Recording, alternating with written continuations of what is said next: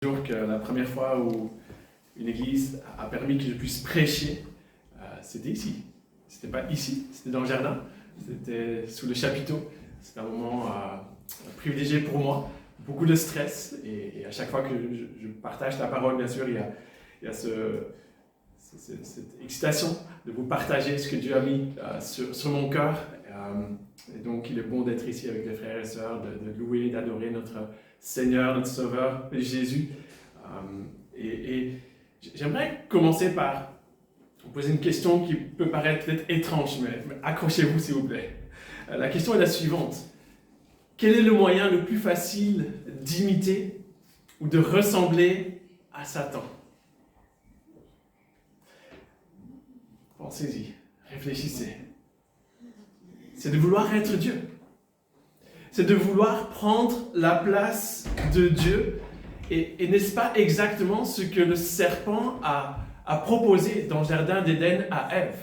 À savoir, si vous mangerez de cet arbre interdit, vous serez comme Dieu. Et l'ironie veut que le moyen le plus rapide pour nous de ressembler à Dieu, d'imiter Dieu, c'est finalement de refuser d'être Dieu. C'est de refuser de prendre sa place et, en d'autres mots, de laisser toute la place, la meilleure place dans nos vies. Max Lucado, un écrivain chrétien assez connu, qui a écrit plusieurs livres, a dit ceci à ce sujet. « Heureux l'homme qui reconnaît qu'il n'y a qu'un seul Dieu et qui arrête de postuler pour sa place. Heureux l'homme qui reconnaît qu'il n'y a qu'un seul Dieu et qui dit « c'est pas moi et je ne veux pas prendre sa place ».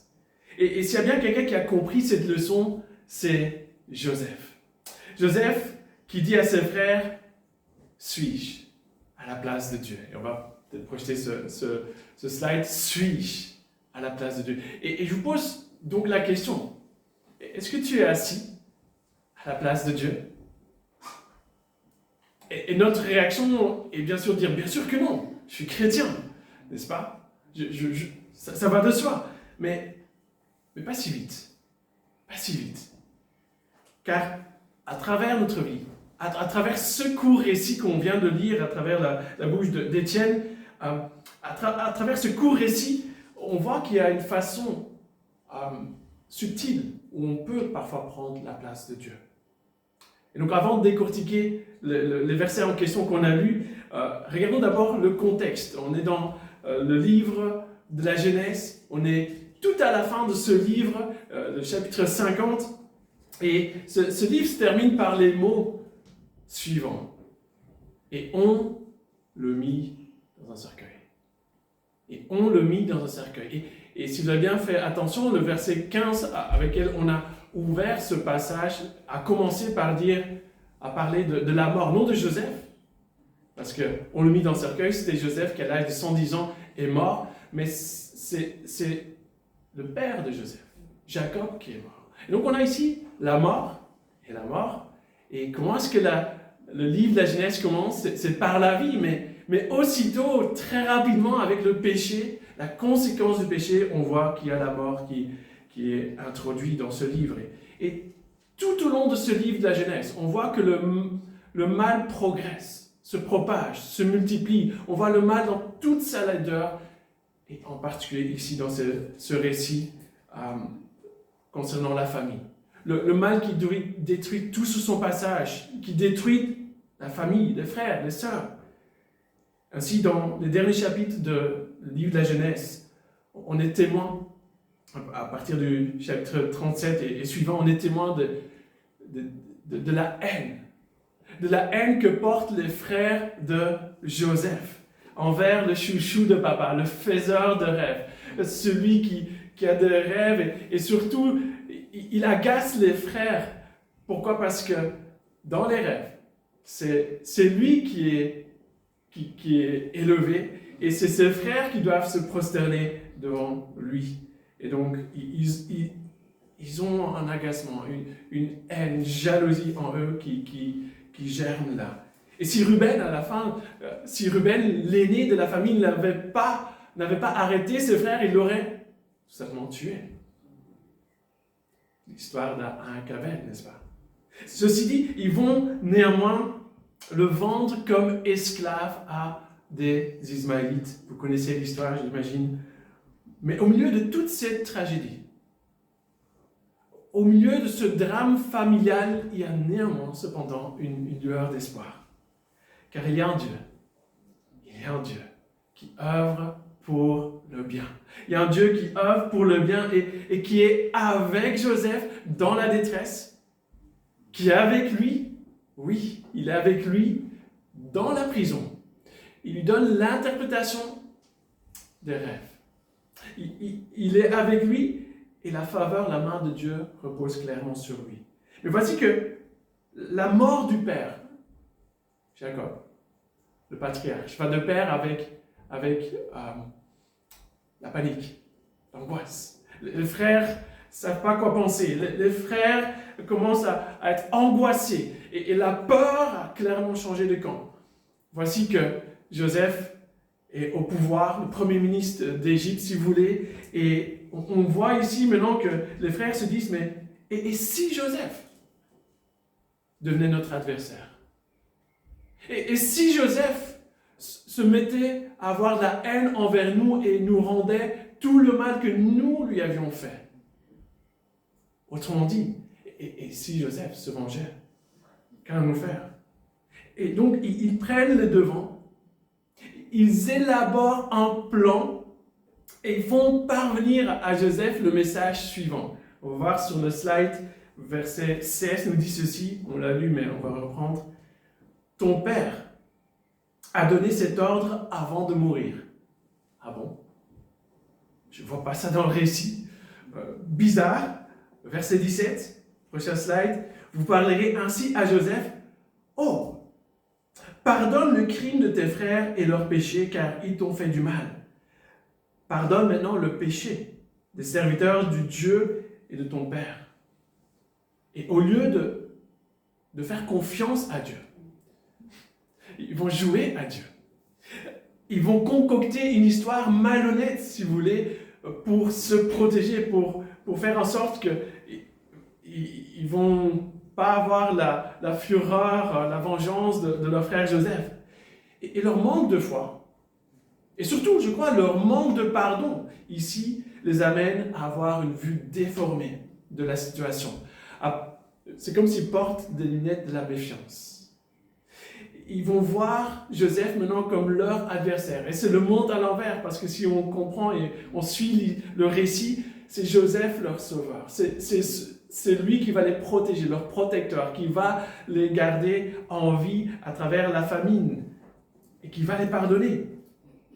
Alors que si, 17 ans auparavant, lors des retrouvailles improbables en Égypte, il lui avait vraiment pardonné, demandé pardon pour ce qu'ils ont fait, le crime, le mal, la transgression. Leur cœur aurait été tout différent. Leur cœur était apaisé. Mais voici tant d'années plus tard, Joseph, il doit avoir 56 ans. Maintenant, les frères sont plus des gamins. Leurs frères sont des tontons dans la soixantaine. Et ils trimballent toujours et encore comme un sac à dos lourd, pas lourd, écrasant sur leurs épaules. Ils portent encore cette anxiété qui est due à leur culpabilité de ce qu'ils ont fait par le passé. Et quelle leçon encore pour nous aujourd'hui? Que si nous ne gérons pas notre culpabilité, c'est notre culpabilité qui se chargera de nous, qui nous rongera de l'intérieur. Et elle est impitoyable, cette culpabilité. Elle est trop lourde pour nous de porter jour après jour. Et souvent la raison pour laquelle on n'arrive pas à se pardonner. Alors que Dieu est si vite à nous tendre la main, à nous pardonner, à nous faire grâce, n'est-ce pas? C'est parce que Dieu n'est pas à sa juste place. C'est parce qu'on s'est pris pour Dieu. Ou bien parce qu'on a élevé un faux Dieu qui a pris la place de Dieu. On s'est imposé peut-être des exigences. On s'est dit, à tel âge, je dois avoir tel diplôme. À tel âge, je dois peut-être me marier, avoir des enfants ou peut-être même on se projette dans la vie des autres, avoir des petits-enfants et ainsi de suite, avoir une maison, avoir accompli tel projet, avoir atteint tel grade ou que sais-je dans notre vie de professionnelle, avoir accompli tel projet et puis les années passent. Et la réalité nous rattrape, n'est-ce pas? Et au lieu de construire un foyer, peut-être on a détruit un foyer. On a peut-être brisé des relations derrière nous, avec beaucoup de tristesse. Et non seulement on a peut-être détruit des relations, mais au lieu d'avoir un master, un doctorat pour certains, je ne sais pas, on a dû se contenter à un bachelier.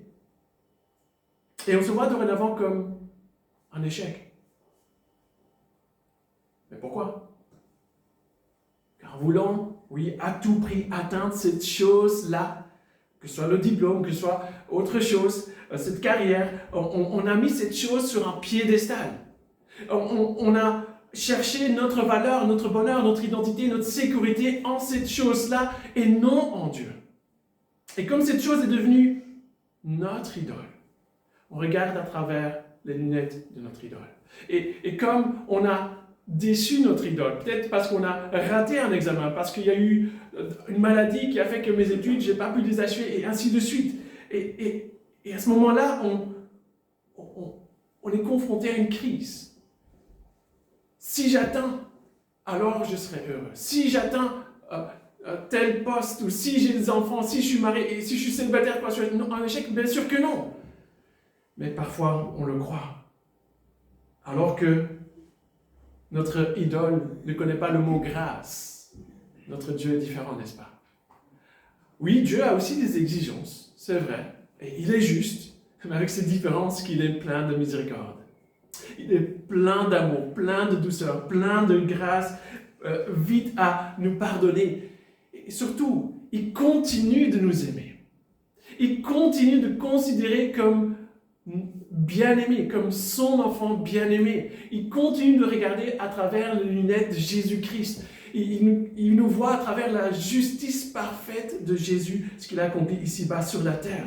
Et donc, Dieu, lorsqu'on échoue, lorsqu'on n'accomplit pas ce que on devrait faire ou pas faire, lorsqu'on pêche, il ne nous regarde pas avec un regard méprisant, avec un certain dédain. Non, loin de là. Au contraire, il continue de nous considérer comme son enfant. Oh, parfois il nous châtie, c'est vrai. Oh, combien de gens, même dans nos églises, tout comme les frères de Joseph, vivent pendant des années. Et je connais des cas où ce n'est pas des années, c'est des décennies. Des décennies sous le joug, oui, sous la tyrannie du non-pardon, de la honte, la culpabilité. Ils sont prisonniers. Et ils n'arrivent pas à se pardonner. Parfois, ce n'est pas qu'ils n'arrivent pas à se pardonner. Parfois, ils se demandent, mais est-ce que Dieu m'a vraiment pardonné de tel péché-là, qui était si grave, si horrible? Parfois, c'est pas ça, c'est je n'arrive pas à pardonner tel frère, telle sœur, tel oncle qui m'a fait quelque chose d'atroce. Et je n'arrive pas à le pardonner. Et ça nous amène à la réaction de Joseph dans cette histoire. Comment a-t-il digéré finalement la trahison de ses frères? C'était quelque chose d'horrible. Être séparé pendant tout ce temps de plusieurs années de son père bien-aimé. Dans un premier temps, il pleure. Notez, après 17 ans de soi-disant réconciliation avec ses frères, les frères ont encore ce doute, surtout cette méfiance envers lui, et ça le chagrine, ça l'affecte profondément. Et notez en passant que ses frères se prosternent. Ses frères, dans ce passage, tombent à genoux devant lui. Ça vous rappelle quelque chose? Oui, bien sûr, n'est-ce pas? Son rêve du début. Avec quoi tout a commencé. Et voici qu'il s'accomplit. L'ironie. Mais ensuite, quelles sont les premières paroles? Quelles sont les toutes premières paroles que Joseph leur prononce dans ce passage qu'on a lu ici, dans Genèse 50?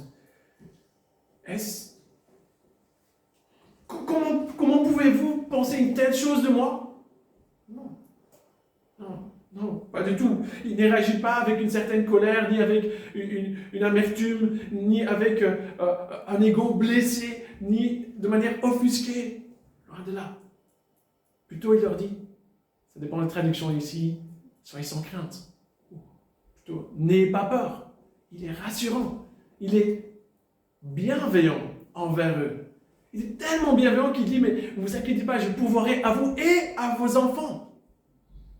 Non seulement ça, mais il les console. Et on voit, le texte nous dit qu'il parle à leur cœur. En fait, Joseph les aime. Il démontre, il manifeste son amour envers eux. On ne voit plus aucune trace d'amertume. On ne voit plus aucune trace de dureté qu'on voyait un peu auparavant. Aucune soif de vengeance dans son cœur. Mais comment est-ce possible d'arriver à un tel point d'être libre, non seulement d'aimer, mais d'être bienveillant envers des gens qui ne méritent pas? Comment est-ce possible qu'il n'y ait plus aucune trace d'amertume, de ressentiment dans son cœur? La réponse, l'explication nous est donnée dans ce qui suit. Premièrement, car, dit-il, car suis-je à la place de Dieu? Joseph refuse de se prendre pour Dieu.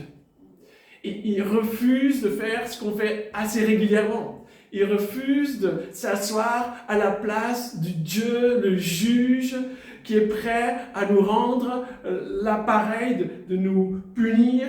Et n'est-ce pas exactement ce qu'on fait lorsque quelqu'un nous fait du mal? On s'assied à la place de Dieu, le roi, Dieu le juge, et on est vite à calomnier, à penser des choses qu'on n'ose pas même mentionner à l'Église. Et ça fait bien sûr aussi écho à ce qu'on voit dans le Nouveau Testament. Et on va projeter Romains 12, verset 19, où l'apôtre Paul dit clairement ceci: ne vous vengez point vous-même, bien-aimés, mais laissez agir Dieu, j'ai envie de dire. Le texte dit, mais laissez agir la colère. Car il est écrit, à moi la vengeance, à moi la rétribution. C'est Dieu qui parle ici, dit le Seigneur. Et donc, lorsque quelqu'un nous fait du mal, et je suis tout à fait réaliste que ça arrive très souvent, lorsque quelqu'un nous blesse, pêche contre nous, commet une injustice à l'égard de notre personne, on évite à vouloir agir, à vouloir réagir, mais laissons Dieu agir. Laissons Dieu agir. Nous ne prenons pas la place qui est la place de Dieu le juge. Non. Mais nous devons résister donc à la tentation, bien sûr, du non-pardon. La tentation de nourrir peut-être la colère, la haine, l'amertume, cette soif de vengeance. Et ça nécessite bien sûr un pas de foi. Je crois vraiment que c'est un pas de foi. C'est, oui, faire pleinement confiance à Dieu. Qu'il sait, qu'il voit. Bien mieux que nous, il voit non seulement de notre côté, mais il voit de l'autre côté, l'autre partie. Et il agira. Est-ce que j'ai cette foi? Savoir qu'il agira en son temps, avec justice, sans se tromper, en punissant le mal, oui, et qu'il est bien mieux placé que moi pour justement sonder les cœurs, pour les sentiments des cœurs, les motivations, les intentions. Et Dieu n'est jamais un juge qui manque des éléments d'enquête, il n'est jamais un juge qui ne sait pas ce qui s'est passé, il n'y a absolument rien qui lui échappe. Et donc, oui, à chaque fois que je refuse de pardonner, ou que j'entretiens peut-être des mauvaises pensées envers la personne qui m'a blessé, qui m'a fait tant de mal, je deviens de plus en plus centré sur ma personne, sur ma douleur, sur ma blessure, sur ma misère, sur ce qui m'a blessé, sur l'injustice qu'on m'a commise. Et au final, on devient de plus en plus comme la personne qui nous a blessés, qui nous a fait du mal. Et au lieu de laisser Dieu agir et guérir notre cœur, que le Saint-Esprit puisse faire son œuvre après le pardon, il y a la guérison. Au lieu de ça, en fait, on a pris la place de Dieu. On a dit, Saint-Esprit, Dieu. On ne le dit pas, on ne le pense même pas, mais c'est ce qu'on fait en réalité. On prend la place de Dieu. Et donc Dieu ne peut pas agir lorsque nous voulons surmonter le mal par le mal. On devient comme la personne qui nous a fait du mal. Oui, mais, pasteur, si je pardonne, j'entends ça si souvent dans le ministère, si je pardonne mon ennemi, c'est comme si rien ne s'est passé. Non! Loin de là, cette idée, jamais de la vie. Pardonner ne veut pas dire que ce n'est pas grave. Pardonner ne veut pas dire qu'on ferme les yeux sur quelque chose d'horrible, d'atroce, et ainsi de suite. Pardonner veut dire, on dit la même chose, on pense la même chose que Dieu. C'est-à-dire, Dieu ne va jamais minimiser le péché, ne va jamais faire comme si rien n'était. Au contraire, pardonner, c'est dire c'est grave. C'est très grave.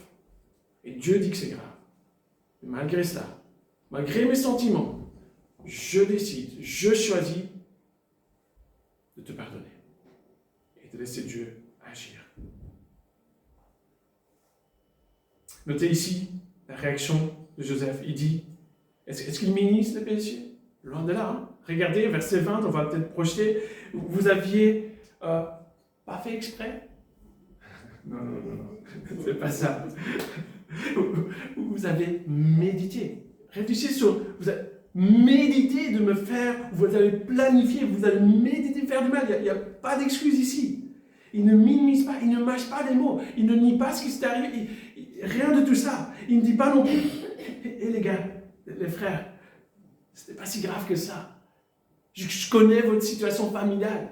Je sais ce que vous avez vécu. Je sais, avec les deux mères, c'était pas facile, et le père, etc. Je connais, vous avez eu votre lot de souffrance, votre lot de difficultés, d'adversité dans la vie. Et après tout, je suis en vie. Allez. Non. Sur le plan humain, Joseph dit que c'est grave. Vous aviez médité me faire le mal. Il ne minimise pas le péché. Mais sur le plan divin, il a appris à avoir une vue hélicoptère, à prendre de la hauteur. Et avec du recul, il a été témoin de la main bienveillante de Dieu sur sa vie. Et notez, contrairement à ce qu'on peut parfois entendre en lisant ce passage, en particulier ce verset 20, ce n'est pas que les frères, je veux vraiment que ce soit clair, ce n'est pas que les frères ont planifié ou médité de faire du mal à Joseph, et puis tout à coup, Dieu est surpris. Pris de court, il doit vite rafistoler, il doit vite récupérer la situation, inverser la situation et changer le mal en bien après coup. Non, c'est bien plus grand. C'est bien plus glorieux que cela. C'est non pas que Dieu transforme le mal en bien après coup, comme s'il subit la situation.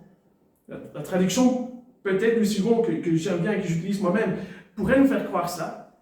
Mais il faut savoir que dans l'hébreu, c'est exactement le même verbe qui est utilisé aussi bien pour les frères que pour Dieu. Exactement le même. Donc peu importe ce que vous traduisiez, planifiez, méditez ou comptiez, vous devez utiliser les deux mêmes verbes. Vous ne pouvez pas choisir et jongler avec ça. Il est nécessaire alors de voir qu'on ne peut pas dire le mal que vous comptiez me faire. Dieu l'a changé en bien, mais une traduction plus précise, notamment celle de la NBS, pourrait dire, qui fait mieux sortir des subtilités, dit le mal que vous comptiez me faire. Dieu comptait en faire du bien, afin de faire ce qui arrive en ce jour pour sauver la vie d'un peuple nombreux. Dieu est au-dessus du mal. Non pas qu'il provoque, non pas qu'il soit responsable du mal, non. Mais à travers le même acte, l'un comptait faire du mal, l'autre comptait faire du bien. Le frère avait un plan malveillant, c'est clair. Cependant, Dieu, lui, avait un plan bienveillant. L'un l'avait planifié pour faire du mal, alors que Dieu l'avait planifié pour les sauver. Certes, le mal est à l'œuvre, mais Dieu est également à l'œuvre et il n'attend pas le mal pour agir. Regardez, s'il vous plaît. Regardez, si vous prenez le psaume 105, verset 16, on voit clairement que c'est Dieu qui avait planifié la famine. C'est que Dieu qui envoie la famine. Mais il n'envoie pas seulement la famine, en plus de cela, il envoie à l'avance, il prévoit, planifie la solution. On va prendre ce verset, le psaume 105, verset 16, dit ceci, Dieu appela sur le pays la famine. Il coupe à tout moyen de subsistance. Verset 17, il envoya, devant eux, un homme, Joseph, fut vendu comme esclave. Et il faut beaucoup de maturité, beaucoup de sagesse de pouvoir regarder la vie, avec toutes ces difficultés, toute sa complexité, de voir la vie de cette manière-là. Tout en reconnaissant, je crois, que je suis limité et qu'il y a quelque chose qui me dépasse. Mais Dieu n'est pas limité. Dieu n'est pas du tout limité. Et donc la raison ou l'explication derrière le fait que Joseph a pu être si libre de pardonner. On l'a déjà vu, mais je répète, premièrement, car il a l'humilité de reconnaître qu'il n'est pas Dieu. Suis-je à la place de Dieu? Non, je ne suis pas à la place de Dieu. Donc il laisse Dieu et être le Dieu de juge. Et deuxièmement, on l'a aussi vu, mais je répète, la pleine conviction. Joseph a la pleine conviction et assurance que Dieu œuvre pour le bien des siens. Et cette approche a permis Joseph de ne pas rester aigri, de ne pas rester amer envers ses frères, ni d'être écrasé par le poids du péché, ni d'être écrasé par le mal, je parle du péché des frères, ni d'être écrasé par le mal subi, ni de tomber dans un certain fatalisme, ni de tomber dans un apitoiement de soi, sachant bien que le mal est à l'œuvre, mais que Dieu l'est également, et que Dieu est bien, bien plus grand qu'on ne le pense. Et même si dans nos propres vies, peut-être même aujourd'hui, je ne vous connais pas vraiment, pour la plupart, et même si dans nos propres vies, on a bien du mal à comprendre. Pourquoi? Pourquoi Dieu a souverainement permis ce que je vis de si douloureux, de si pénible? Un ado rebelle, une maladie incurable, une tragédie, une perte d'emploi si soudain dans cette crise, un rêve qui vole en éclats. Néanmoins, je peux vous affirmer, avec confiance, en me basant sur ce récit et d'autres passages de la Bible, je peux vous assurer, avec confiance, que Dieu est à l'œuvre pour le bien de tous ceux qu'il aime. Il est à l'œuvre. Et je vous pose la question de telle manière personnelle, peux-tu dire cela ce matin? Malgré les épreuves, les larmes peut-être, peux-tu dire cela? Et notez que, ici, le bien, le bien dont on parle ici, pour Joseph, n'est pas que pour lui, n'est pas que réservé à sa personne. Bien sûr, il a été élevé, bien sûr, le Premier ministre, bien sûr, il a vu la richesse et la réconciliation avec sa famille. Il y a plein de bonnes choses. Amen à cela. Mais le bien n'est pas uniquement pour lui, il est principalement et surtout pour sauver la vie d'un peuple nombreux, d'où sortira le Sauveur des nations, notre Sauveur, Jésus-Christ.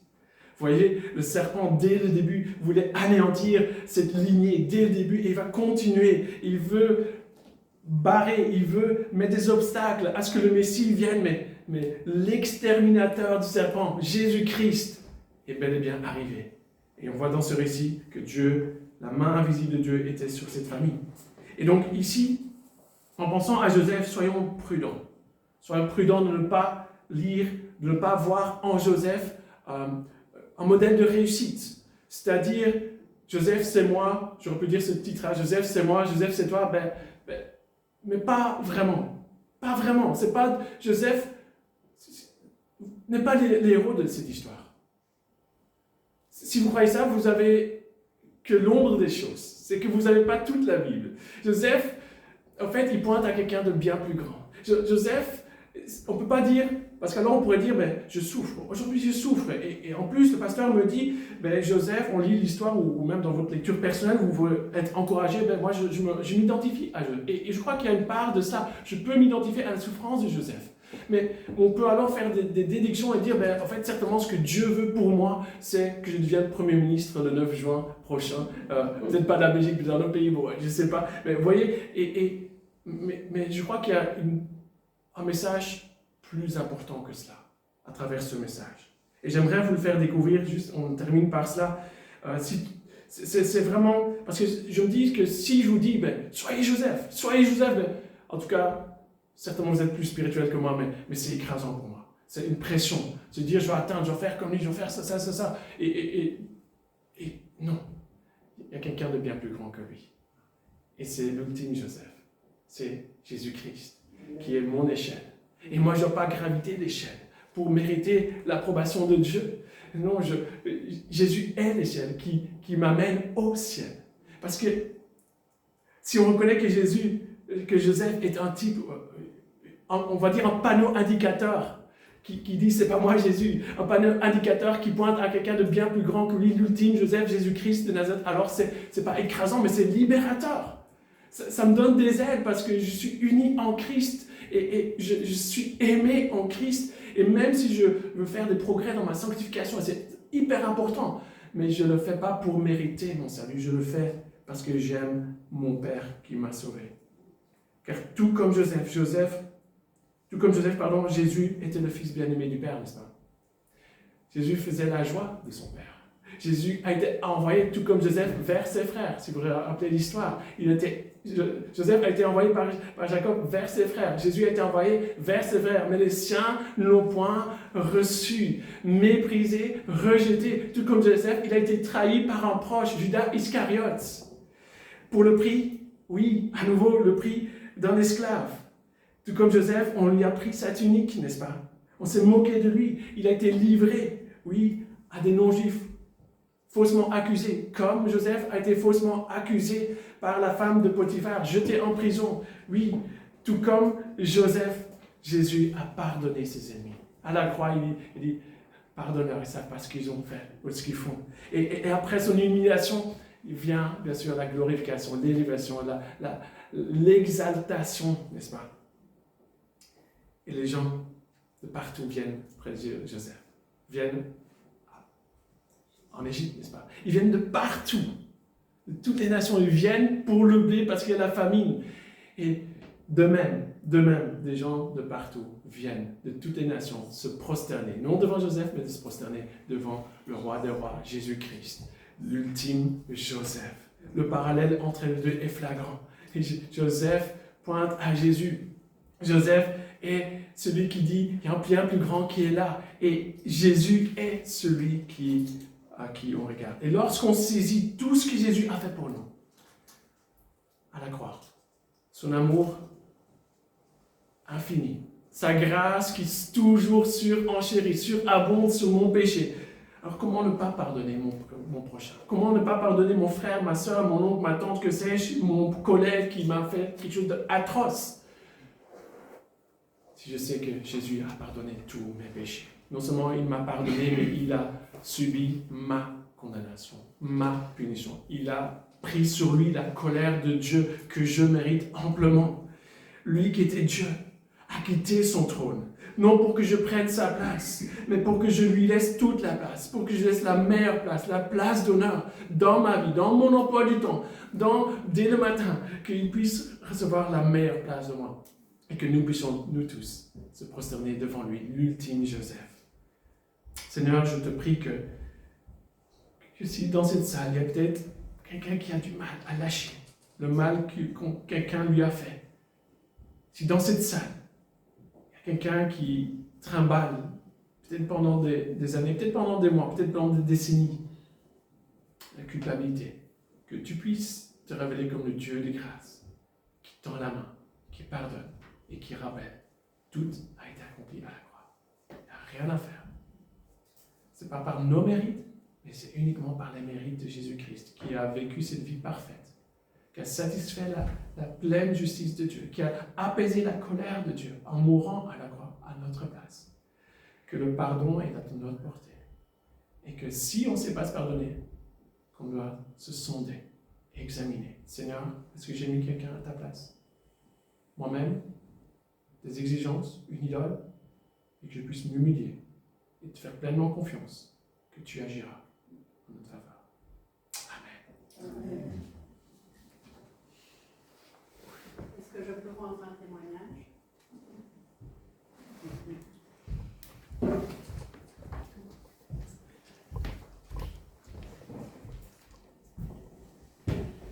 Là, je pense qu'on est quand même un peu tous chamboulés par ce message. Merci Mike. Et, bien moi, je vais vous raconter une petite histoire. Je vous ai déjà raconté l'histoire de mon ex-mari, du pardon que j'ai vécu. Je ne pense pas vous avoir raconté l'histoire du pardon envers mon père. Donc mon papa est parti, il nous a quittés quand j'avais 2 ans et demi. Il a laissé maman seule avec 5 enfants.